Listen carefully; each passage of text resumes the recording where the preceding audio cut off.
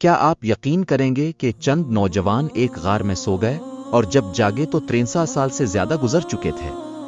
یہ کوئی افسانہ نہیں بلکہ قرآن میں بیان کیا گیا ایک حیران کن واقعہ ہے۔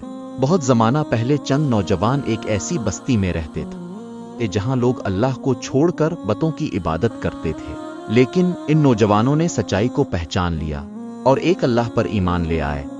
اس وقت کا ظالم بادشاہ نہیں چاہتا تھا کہ کوئی اس کے مذہب کے خلاف جائے۔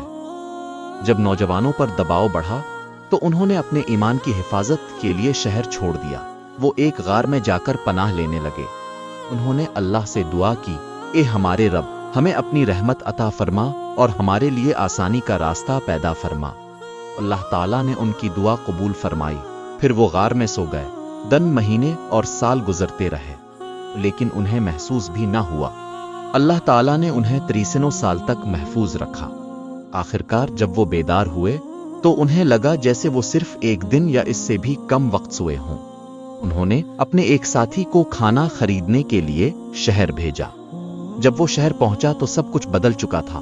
لوگ بدل گئے تھے، زبان کا انداز بدل گیا تھا اور حکومت بھی بدل چکی تھی۔ تب لوگوں کو معلوم ہوا کہ یہ وہی نوجوان ہیں جو صدیوں پہلے غائب ہو گئے تھے۔ یوں اللہ تعالیٰ نے انہیں اپنی قدرت کی ایک نشانی بنا دیا۔ سبق: اصحاب کہف کا واقعہ ہمیں سکھاتا ہے کہ جو لوگ اللہ کے لیے قربانی دیتے ہیں، اللہ ان کی حفاظت فرماتا ہے۔ مشکل حالات میں بھی ایمان پر ثابت قدم رہنا کامیابی کا راستہ ہے۔